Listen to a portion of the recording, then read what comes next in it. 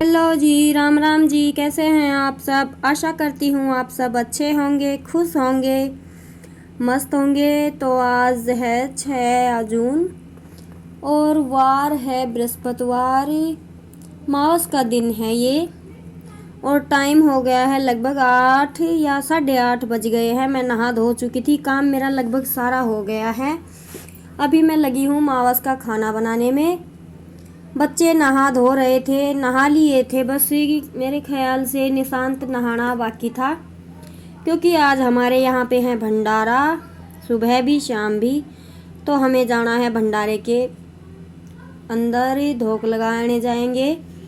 सुबह तो जाते हैं हम मुनसे गांव में, बाबा खूबीदास का भंडारा यहाँ लगता है। बहुत बड़ा भंडारा है ये, साल का जेठ की मावस के दिन ये पड़ता है।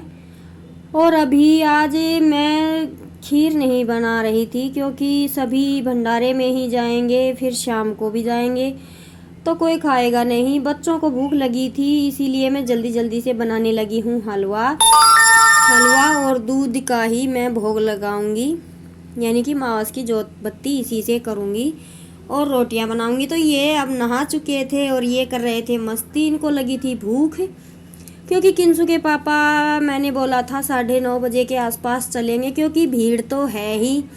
अगर मावस नहीं होती तो 2-4 काम छोड़ के हम चले जाते, लेकिन मावस निकालनी भी ज़रूरी थी। तो इस वजह से फिर घर का काम भी और पशुओं को भी अंदर बांधना, बहुत काम हो जाते हैं, 4-5 पशु हैं। तो इस वजह से फिर मैंने कहा कि या तो सारा काम छोड़ के ही सुबह 4 बजे जाया जाए, चाहे आप किसी भी टाइम जाओ। रात के 12 बजे से भीड़ शुरू हो जाती है और मेरे ख्याल से रात के 12 बजे तक ही ऐसे ही वहाँ पे भीड़ रहती है। तो मैंने कहा कि 9 बजे के बाद चलेंगे। वैसे व्यवस्था वहाँ पे अच्छी है, धूप नहीं लगती है। जो भी धोख लगाने की जगह है वो सब ना अंडरग्राउंड है, अंदर ही अंदर घूमना है, तो धूप का ऐसा कोई सिस्टम नहीं है। खाना खाने की व्यवस्था भी अंदर ही है। तो फिर हम जाने वाले थे 9:30 बजे और देखिए बातों बातों में मेरा हलवा बन गया है। मैंने बिल्कुल सिंपल बनाया है, कोई ड्राई फ्रूट वगैरह नहीं डाला है, क्योंकि काम की जल्दी थी और बृहस्पतिवार था। मैंने कहीं देखा सुना था कि बृहस्पतिवार को चावल नहीं बनाते, तो आज मेरा मन नहीं किया, मैंने खीर नहीं बनाई। फिर ये भी था कि भंडारे में जाएंगे तो कोई खाएगा नहीं, बेकार में दूध वेस्ट होगा। तो फिर वहाँ दिया बाती करने के बाद, मैंने मावस का काम करने के बाद लगी हूँ अपनी तैयारी करने में, क्योंकि वैसे तो सिंपली हम घर में जैसे रहते हैं।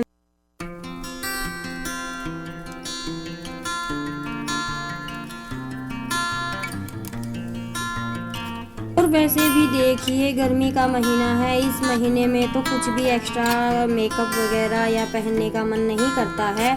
और ये मैंने पायल अपनी चेंज की थी, क्योंकि रात को मेरी एक पायल टूट के गिर गई थी।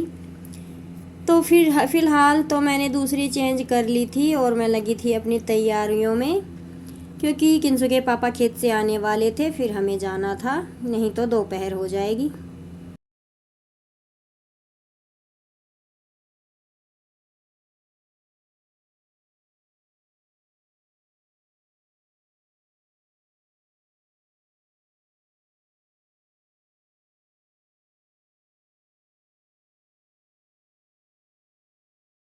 और ख़ास तौर पर जब घर से बाहर जाना होता है, कहीं फंक्शन में या कहीं मंदिर मकान में भी, तो बच्चे बड़े खुश होते हैं, एक्साइटेड होते हैं नए कपड़े पहनने के लिए, तैयार होने के लिए। और फिर हम घर से निकल पड़े थे और आपको दिखा रही हूँ बाहर का मौसम बड़ा अच्छा था। सुबह जब भी मैं हलवा बना रही थी और रोटियां बना रही थी, तब तो इतना प्यारा मौसम था कि जैसे बारिश आएगी। वैसे श्रद्धालुओं के लिए तो अच्छा ही दिन था आज, इतनी गर्मी थी नहीं, लेकिन जब हम धूप लगा कर आए थे तब ना, ये आपको दिखाई दे रहा होगा, धूप निकल गई थी, लेकिन कभी कभी बादल भी आ रहे थे, तो इतना गर्मी भरा मौसम भी नहीं था। हवा भी चल रही थी अच्छी खासी। लगभग कुल मिला के समझ लीजिए कि अच्छा ही मौसम था, इतना बुरा नहीं था। आराम से सबने धूप लगाई होगी, लेकिन 8 बजे तक का मौसम तो बहुत ही प्यारा था। ऐसा लग रहा था कि अंदर से निकल के बस बाहर आंगन में ही खड़े रहें। तो जी हम पहुंच गए हैं अपनी मंजिल पर। ये है हमारे खूबीदास बाबा का मेन गेट, यानी कि मुनसे गांव की एंट्री यहीं से होती है। ये आपको दिखाई दे रहा होगा एंट्री गेट, यहाँ से शुरू हो जाती है मुनसे गांव की सीम। और अभी हम चलते हैं अंदर। पता नहीं कितनी कितनी दूर से लोग अपनी श्रद्धा के अनुसार यहाँ पर आते हैं धोक लगाने के लिए, माथा टेकने के लिए। और है भी, अगर सच्चे मन से कोई चलकर आता है तो भगवान उनकी दुआ ज़रूर कबूल करते हैं। ये नहीं है कि यहीं पर, आप चाहे कहीं भी चलिए जाइए, मन सच्चा हो, श्रद्धा हो, विश्वास हो तो भगवान तो कण कण में है, जिसमें मानो उसी में है। तो बाहर का व्यू देखिए, बड़ा अच्छा नज़ारा था। मैं थोड़ा ही शूट कर पाई क्योंकि फर्स्ट टाइम है भाई, थोड़ा अजीब सा तो लगता ही है, लेकिन फिर भी मैंने आपके लिए छोटी छोटी क्लिप तैयार की है। आई होप आपको पसंद आएंगी। तो सभी एक के बाद रात के 12 बजे से इसी तरह से लार लगी हुई है। कोई धोख लगाने जा रहा है तो कोई आ रहा है, जिसके पास जो साधन बन रहा है वो उसी के अनुसार अपने जा रहा है। जो नज़दीक है, और हमारे गांव से भी काफ़ी लोग, औरतें पैदल यात्रा करने के लिए आते हैं। लेकिन मेरे पास बच्चे छोटे हैं और बंदरों का प्रकोप यहाँ पे ज़्यादा है, तो मैं ऐसा नहीं कहूँगी, मुझे कुछ ज़्यादा ही डर लगता है। इस वजह से मैं तो ये रिस्क नहीं उठाती हूँ। और ये देखिए, आप देख सकते हैं मुनसे गांव से कितने लोग, और दूर से भी होंगे, इनको मैं नहीं जानती।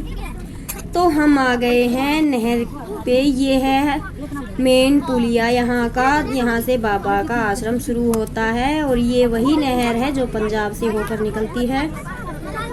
एक पुल ये यहाँ पे है, एक दादा भैया पे लगता है, और एक लगता है बिल्कुल हमारे खेत में। तो जी नहर से उतरते ही 1-1.5 किले के बाद शुरू हो गया है हमारा मेला, यानी भंडारा। ये बाइक स्टैंड है, और काफ़ी अच्छी बात है ये कि इस टाइम में, जब ये सबसे बड़ा भंडारा है साल का, तो इस टाइम खेत खाली होते हैं, कोई फसल वगैरह नहीं होती, तो साधन वगैरह खड़ा करने में बिल्कुल भी दिक्कत नहीं होती।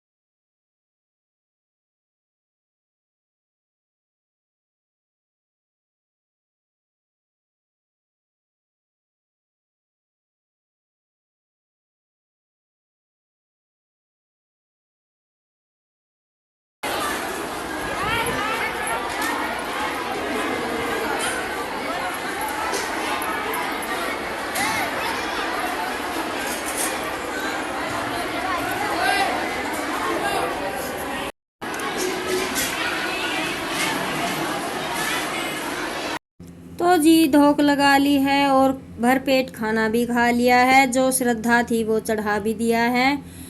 और अभी यहाँ से भोजन करने के बाद इन बर्तनों को साफ करेंगे और जाएंगे घर।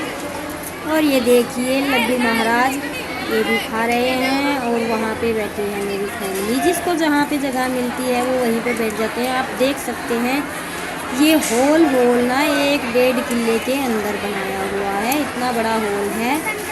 एक ही है ये परमानेंट लेडीज़ के लिए भोजन करने के लिए, जेंट्स के लिए बाहर टेंट लगाया हुआ है। अगर क्लिप उतार पाई तो आपको दिखाई दे रहा होगा जंगले में से। और ना इतने ज़्यादा पंखे थे, मैंने तो गिने भी नहीं। कभी किसी दिन मावस वगैरह पूर्णमासी पे जाऊंगी तो बना के लेकर आऊँगी अच्छे से क्लिप। लेकिन किंसू के पापा बोल रहे थे कम से कम 1.5 किले 1 किले के अंदर ये हॉल बना हुआ है। हॉल ही बोल सकते हैं, इसमें कम से कम 25 से 30 कमरे आ सकते हैं नॉर्मली 14 बाई 14 के इस तरह से, या मेरे मेजरमेंट से भी ज़्यादा बड़ा ही था। तो हमारा भोजन हो गया था, अभी हम निकल चुके हैं बाहर खाना खाकर। और वो देखिए बाहर जेंट्स के लिए लगाया हुआ है बड़ा ही टेंट और काफ़ी अच्छी सुविधा है खाने के लिए, बैठने के लिए, बारिश के मौसम के लिए भी हर तरह से। तो यहाँ पे ना रेत की एक डंपर गिरवाया जाता है, जूठन उतार दी जाती है एक कढ़ाई में और जो भी मतलब फैमिली वाइज अपने बर्तन साफ करते हैं। और बहुत से श्रद्धालु होते हैं जो पूरा दिन सेवा में रहते हैं और वो सबके बर्तन साफ करते हैं। कई बार तो हाथ से भी छीन लेते हैं कि हमें धोने हैं, लेकिन ज़्यादातर यही करती हैं औरतें कि हम अपने आप साफ़ कर लेंगे। लेकिन कई बार ऐसा होता है कि बर्तन साफ़ करने के लिए लड़कियां बहुएं और भी बैठे रहते हैं तो हाथ से लेकर कर भी देते हैं। जैसा समय होता है वैसा काम होता रहता है। तो जी मैं लगी थी यहाँ पे अपने किंसू की दादी की और बच्चों की थालियाँ साफ़ करने में। यहाँ इस कढ़ाई में जूठन उतार दी जाती है, फिर इनमें रेत लगाकर इन्हें साफ़ किया जाता है। और उसके बाद साइड में ना 2-3 कढ़ाइयाँ और रखी हैं, वहाँ पे लेडीज़ बैठी हैं साफ़ करने के लिए। उन्हें ये थालियाँ वहाँ पे रख दी जाती है और वो साफ़ करके इन्हें अंदर फिर से फॉरवर्ड करती रहती हैं।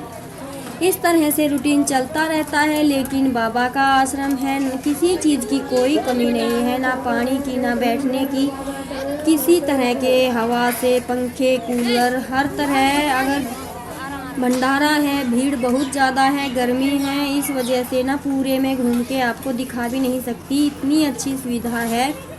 मेले तो बहुत होते हैं लेकिन इतनी अच्छी सुविधाएं हर जगह पे देखने को नहीं मिलती। हर बार आते हैं तो नया नया ही लगता है।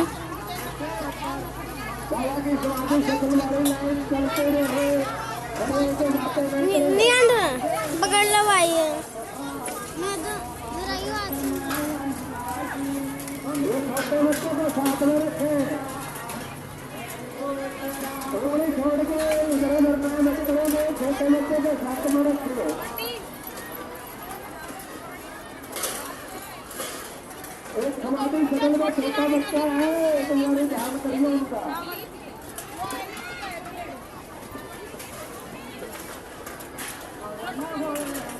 बच्चों का ध्यान रखो और उनको छोड़कर ही रखो, छोड़ के इधर उधर नहीं जाएंगे। गर्मी बहुत है, बच्चे परेशान होते हैं। और यहाँ पर मैंने अपनी थालियाँ साफ़ कर दी हैं। और यहाँ पे मुझे मिली एक मेरी फ्रेंड्स, ये गांव में थी लेकिन अभी इन्होंने खेत में मकान बना लिया है। तो बस हाय हेलो हो गई थी थोड़ी देर और फिर उसके बाद ही सब अपने रास्ते, क्योंकि इतना टाइम भी नहीं होता इतनी भीड़ में खड़े होने का, क्योंकि सबको ही घर पहुंचने की जल्दी होती है। घर से निकलना इतना पसंद सबको नहीं होता।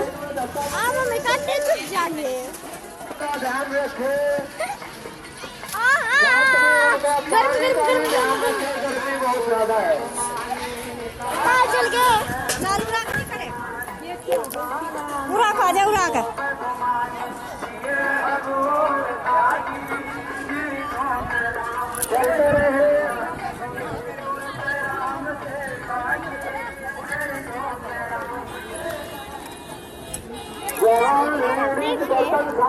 जाती है वहाँ पानी की व्यवस्था करें, वहाँ पानी नहीं है। जहाँ लेडीज वर्कर बात कर रही है वहाँ पानी की व्यवस्था करें, पानी नहीं है उधर। मम्मी तो पानी आ गया, वो तो पानी आ गया। भेज के वहाँ पानी की व्यवस्था करवाएं। गेट में भीड़ जमा न करें, चलते रहे। जाके आवा उधर तो नंबर ना आना।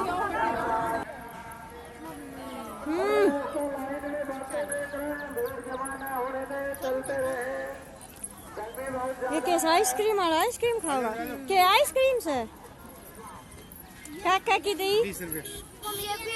20 तो ना छोटी को नहीं मिला बेटा। फिर एक में 4 बालक ऊपर खाओ।